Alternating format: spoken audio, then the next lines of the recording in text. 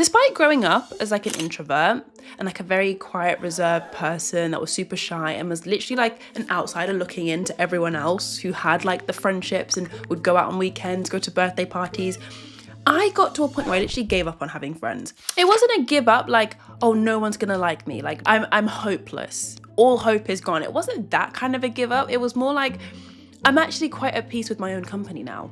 Like, why am I so in denial with myself? Why am I so at odds with like, I love my own company. I love a Friday night in my room alone doing my own thing. I love that. Why am I forcing myself to go out and meet up with people and push myself out my comfort zone? To live a life that each time I do it and each time I do push myself, I feel so uncomfortable. I feel awkward, I feel left out. I'm out in the club because I thought, okay, I'll meet people here, but I don't actually like it. I essentially gave up on living the life I thought I should have lived at 18, at 19, at 21. And I actually started to live the life that I wanted to live. And I want to talk about that and a lot more in this video.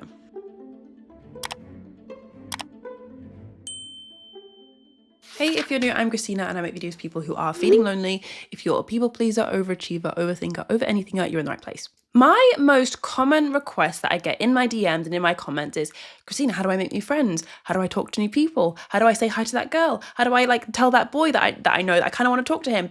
I get so many requests on how to like approach people and like go out your comfort zone and make the friends that you want to make. And weirdly, each time I do reply, I give such like contradicting advice. I weirdly have a theory. And I only have this theory because this is literally my experience. This is what happened to me. When I completely gave up on having friends, I started to actually make friends. And I don't mean like give up and like, oh, I'm hopeless. No one likes me. I've lost all hope. Nothing's ever going to work. Not that kind of a give up. It's more like, do you know what? Why do I keep forcing myself to go out on a Friday night and go to a club or go to this event where I know no one and I'm going out and I feel uncomfortable? Is this even for me? Are you pushing yourself and forcing yourself to talk to all these new people for you? I wanted to make a whole entire video dedicated on step by step how to meet more people, but actually meet more people through enjoying your own company and liking yourself and becoming friends with yourself. When you give up on making friends, you'd be surprised at the results that you can get. And that is what I'm going to talk about in this video. I want to start off this video by talking about the fact that sometimes your desire for a friendship isn't from a healthy place. This doesn't apply to everyone. Let me know if you resonate this in the comments, but there was a certain point when I was trying to make friends. I was pushing myself. I was on Bumble BFF. I was on Meetup. I was on Eventbrite. I was going to these things. I was pushing myself outside of my comfort zone, like meet people in the places where you would often hang out. You know, if you're often in the gym, in the library, go to those places, you'll meet people there. Part of me wanted friends. Like I wanted people to hang out with. But then part of me also just wanted to be like everyone else. Like I saw everyone else with these friendships. This was all when I first started university when I was like 18. It's the first time I'd left home, moved out on my own. I'm in a new big city. Everyone else seems to have a clique. Everyone else seems to have a group. I don't have a group. I'm left out. I'm on my own. Okay, let me go find it. Like part of my search for friendship wasn't actually true. Like I want my people. It was actually me trying to fit in. And there's nothing wrong with fitting in. Oddly enough, I think throughout your whole life, you'll always be searching to fit in, to be honest. But the reason I'm starting off this video with this premise is because wanting friends to fit in isn't actually like a healthy or genuine reason for friends. And it also might be the reason where you do make a friend, but this isn't a great friend and you end up settling for behavior that's you don't deserve and you shouldn't put up with. They're treating you poorly and calling you weird names and you're too scared to bring it up, so you just carry on with it. And then part of you is like, is this a friend? Is this an enemy? Like, why are you so mean to me and treating me this way? I've spoken about that a lot before in my videos. Something that I thought back in the day was that friendship is something that like happens. Like I'll go to this event, then I'll have friends. Or I'll sign up to the gym, meet a nice girl, and then she'll be my friend. Like I thought it's just one click away, one event away, one trip to the library away. It seems much simpler in your mind and something that can happen much quicker than it actually does. But I really do think coming out of your shell, which is the first step, and then feeling comfortable within yourself in front of other people, which is the second step, then making friends, which is the third step, that happens over time. But I'm going to elaborate more on that in this video. Something to think about is, do you feel comfortable being seen?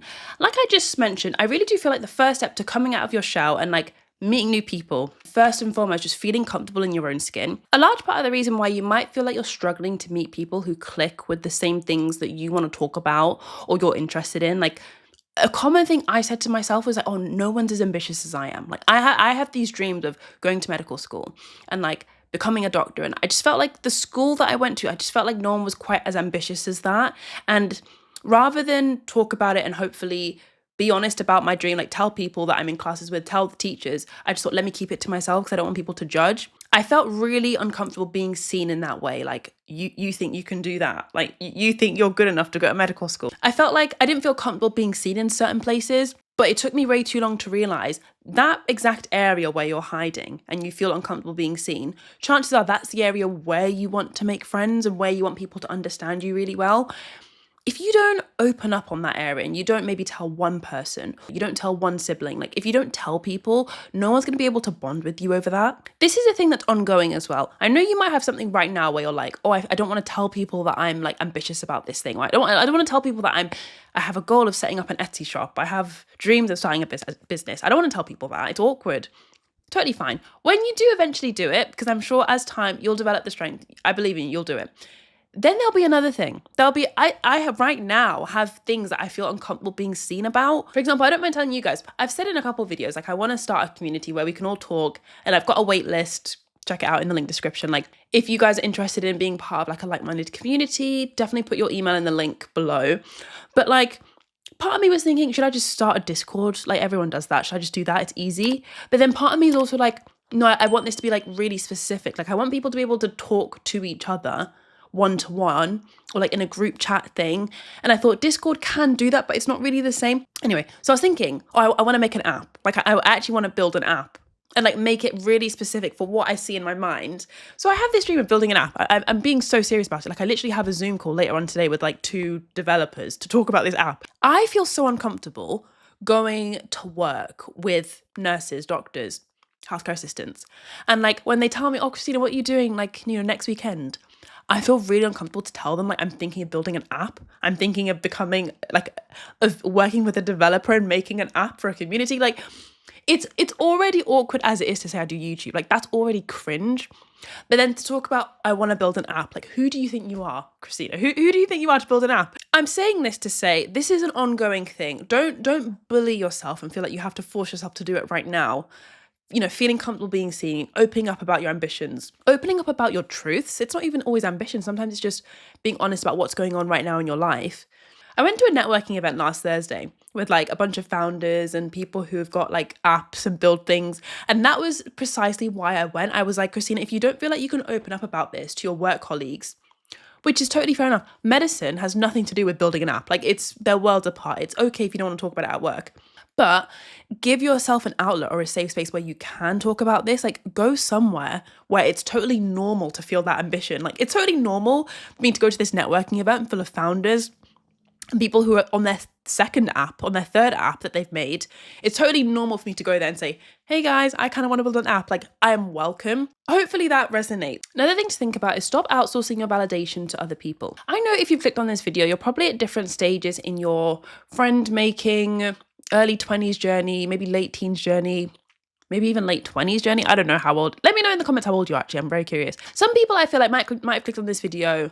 They're so lonely, like literally 0 friends, Christina. I don't even have any friends on Snapchat, like that sort of lonely. If I post that it's my birthday on Instagram, no one's going to reply to my stories. Trust me, I've had that a couple years ago. Or you might be like, no, I have a couple friends, like I have acquaintances. They're lovely, they're amazing, but like I don't know these girls, like I don't know these guys. We're just we hang out when we have work or we hang out when we have school. But in our spare time, we don't hang out. Or you might be like, oh no, I have friends, like I have like amazing friends. I spend time with them on the weekends, but I feel like they're not my people. Like I want to be grateful for them. But I do feel like I want to make more friends who are more aligned with me. I've been one of every single one of those. I'd say I'm one of those people where I have like amazing, amazing friends I'm so grateful for, but I don't see them very often because they're all really spread out. And also like, I don't like gather my friends together for birthdays, or I don't gather my friends for like parties and stuff. Like I go for coffee with one once a year, or I go for dinner with one once every 6 months. And I just kind of see people spread out. And I know it's not the perfect ideal friendship, but honestly, I'm starting to realize there is no perfect ideal friendship. I've been in friendship groups where it seems like things are great on the surface, but behind the scenes, if you heard the conversations, like I don't think I would have realized that I shouldn't be chasing this group, this fiction style friendship if I didn't like live it Like, it's only now that I've lived it and I've seen the behind the scenes that I'm like, oh my gosh, okay, I was chasing after this and it wasn't even what I wanted. Some other ways you might be looking for validation and not really realizing it is, for example, if you're posting things on social media that you don't really want to post, but you're doing it for like attention or likes or comments or people to notice you. There's no shame in doing that. We've literally all done it before. Even if you've not intentionally done it, you've posted something because you thought, oh, like people will think I'm this sort of person if I post this. If you ever find yourself kind of like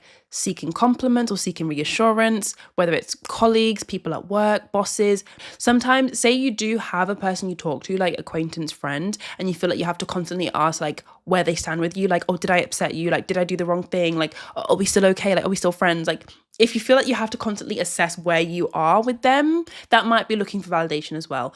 Within context, because it might be that you've actually had an argument and you want to check you're still good, but it's like, you'll be able to tell. If you ever feel like you're changing what you wear, like you're dressing a certain way to get more attention, or you're dressing a certain way to kind of like be in with the crowd, like be cool or live up to that aesthetic. One of the reasons why we do like seek validation or we post certain things, we dress a certain way, we talk about certain things and strategically leave other things out is because of the value gap. This is something my mum and I talk about a lot, or essentially you place more importance on other people than you do place on yourself. I had a value gap when I was really young and I was dreaming of becoming like a doctor and dreaming of going to medical school. I thought like, oh, I'm unhappy now. Like I'm quite unhappy now, but when I go to medical school, I'll be so much happier and I'll finally meet other people. Everyone's going to be so smart. Everyone's going to be so intelligent, so ambitious. It's going to be like my people finally. And don't get me wrong, there's amazing, ambitious, talented people at med school, but there are also very chaotic, very messy, very surprising, very rude, very like horrible people at med school. Like I emphasized it in my head to be this huge, amazing, like pinnacle of this thing I want to achieve. And when I got there, I wasn't underwhelmed straight away. It probably took a few years for me to become underwhelmed by med school, where I was like, is this what I was dreaming of? Like I remember being like, I think probably halfway through med school and being like, this is literally what I was living my whole life for. Not because there's anything wrong with medical school, but because of the value gap I created. I created such a separation between who I am and how much value I have right now and how much like my dream has.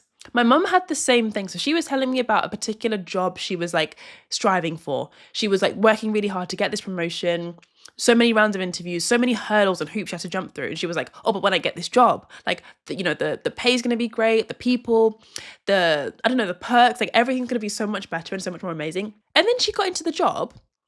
And again, like it didn't happen straight away. She wasn't underwhelmed straight away. She told me kind of like a few weeks in, a few months in that like, why did I hype this up so much? Like, why did I make this to be such a big deal? And again, we created a value gap. I think you might have created a value gap when it comes to friendships. I definitely did. It wasn't just in med school I made one. I also made one in friendships. Part of me even thinks, back in the day, I probably made a value gap with my social media, like with YouTube. I probably thought, oh my God, when I hit 50K, it's going to be this huge, big deal. It's going to be insane. It's just another day. It's just another day where I sit down and put the camera on and put the lights on. Like the dream you've created isn't as mind-blowing as you think. The value gap that you've created is though. Like the value gap between you and the thing, you've made it so big. It's been inflated over the years of you thinking about it and dreaming of it. And like, it's kind of like, I don't know, a balloon that you're pumping up over the years. And each time you feel sad and you think about the dream, you think about the friend, you think about med school, you think about the job, you're kind of like pumping that value gap up even more. And it becomes so big.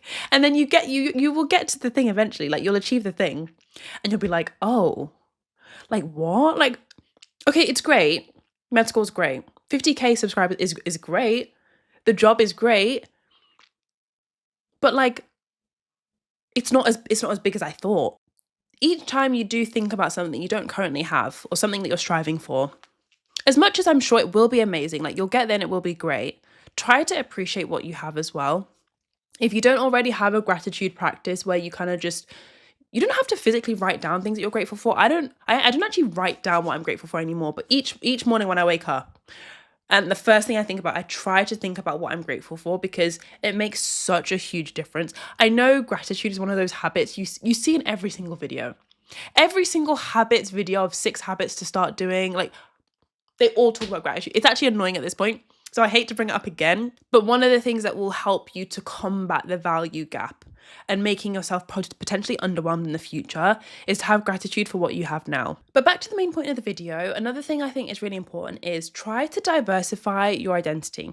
Another thing that will make you feel a lot more sort of hopeless or like desperate for friends sometimes is I feel like if you don't have many hobbies or things going on, it becomes a lot easier to feel like sorry for yourself and to feel really hopeless and to feel really like empty when you kind of go to school and you come home, or you go to work and you come home, and then you just scroll online. Like you don't have a passion project, you don't have a hobby, you don't have a goal you're trying to achieve, say at the gym, or you don't have a goal that you're trying to achieve with your crocheting, or you don't have a goal you're trying to achieve with your content that you're trying to start. Like if all you do is your work, or all you do is your studies, it creates so much space for like anxiety and worry and just negative thoughts to pop up because you've actually got nothing to fill it. Each time I get a DM, something I do try to tell people is like, please get a hobby. Like not in a rude way, but like, please have things that you spend your time doing. Otherwise, negative thoughts will just come and fill that space. Like start crocheting, start knitting. Someone I know knits and they've been knitting for a few years.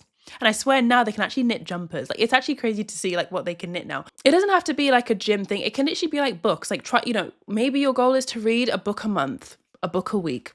Maybe your goal is to write a book. Like I know quite a few people who are actually trying to write books at the moment. Maybe your goal is to write a book. You're going to set yourself the goal. I'll write 100 pages. I'll write 100 words every week. 100 words maybe every day. I don't know. Like have a goal. Your goal doesn't have to be like out of this world. My goal, my hobby right now is YouTube. So my goal is one video every week and try to reply to comments, try to engage in the community tab, try to post on Instagram if I have time. That's a big one that I'm trying to do this month is to post more on Instagram. It's not my favorite app, but I know I have to be active on it. Diversifying your identity is more than just like having hobbies and being busy and being distracted, but it also kind of builds up your self-esteem. Like when you know that like, oh, I've had a bad day at work and I got shouted at by my boss and I didn't do a good job, but then you can go home and you're making progress on your knitting and you're literally like halfway through your scarf. You've only got a few more rows to go. It can boost your confidence knowing that you are more than your job. Like this exact situation happened to me. I was at work and I think I didn't ask the patient enough questions at work. So I had to go back to my consultant and double check things. They were like, did you even ask anything helpful? Like, why are you asking me this? Like, go and ask the patient. And I was like, so embarrassed. Like it was the first time I'd properly not done something correctly and I'd nearly like missed something, and it made me like so embarrassed to think that like, oh, I didn't do it properly, now I have to go back and ask the patient more questions. Anyway, I had a moment, I held in the tears, like I had to get myself together to like carry on with my job, but knowing that I could go home, edit a video, plan a video and like move on with my day, it actually helped me a lot knowing like this is not the only thing in my life. Like this isn't the only thing that I do. Like I have a life outside of this. This is just a thing on the side. It really helps with your confidence where you're not going to be completely knocked if things go wrong. Something else I'd think about if you're also in the process of just making peace with having no friends, or you're trying to make friends, you're on that journey of trying to find your people, is the importance of like connecting with yourself. Like I mentioned earlier, how can people know you if you don't know yourself? I'd highly recommend you have some sort of like reflection practice or some sort of journal practice. A couple years ago for me, this looked like journaling every day, like answering some questions and some journal prompts in a journal.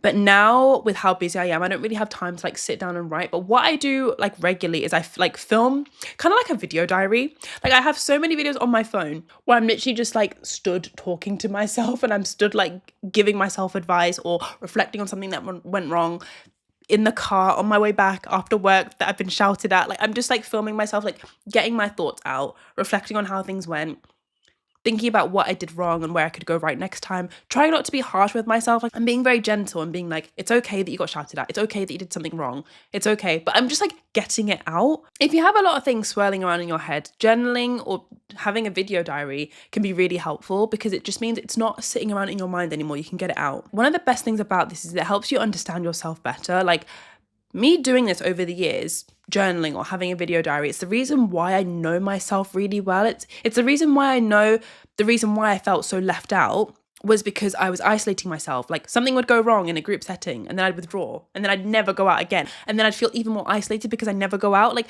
I only know these things because I reflect so much.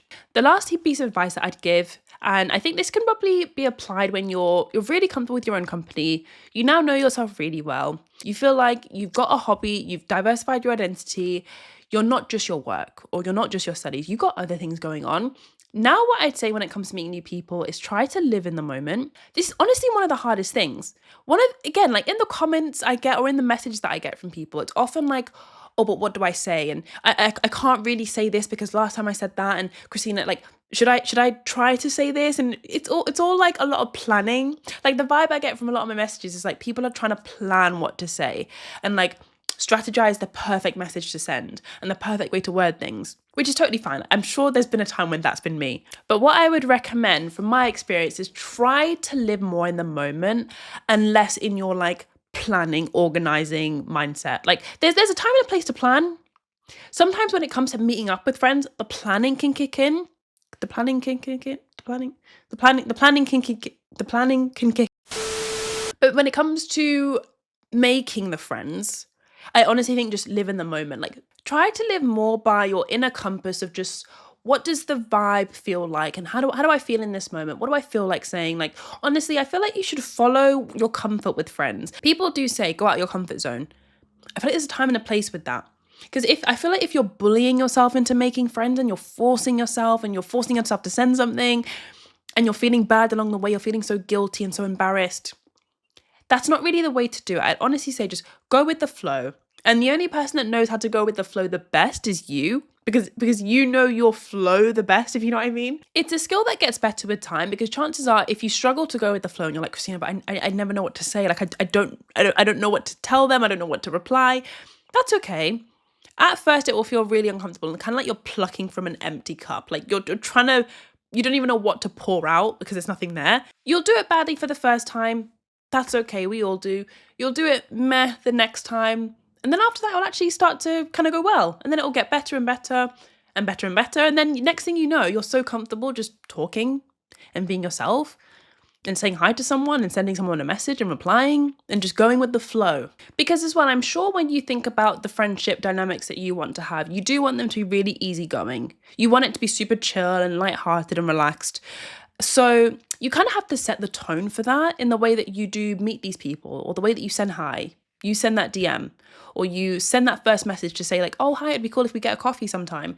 Like, you don't have to force yourself to say it perfectly or to say it in like a certain way. You can take some of the pressure off yourself by saying like, I'm probably going to send a cringy message. Like, it's probably going to sound a bit weird, but I'm just going to send it anyway. Like, just if you get it out and just go with the flow, like just trust yourself to say what you want to say, things will all work out. Like, I actually promise. Honestly, these are some topics that I feel like not many people understand. Like, part of me thinks not many people understand this or can relate, but then also part of me is like, so many people are like this. Like, so many people struggle with these things. So I'm always torn between the two. But if you enjoyed this video and the certain topics that I spoke about, I do elaborate on a lot more of this, like feeling socially invisible and feeling like no one really knows you and sees you. I talk about that a lot in my social invisibility video, where I was talking about growing up feeling like the ugly girl or the ugly person in the room. If you enjoyed this, you might enjoy that. And thank you so much for watching, and I'll see you in the next one. Bye.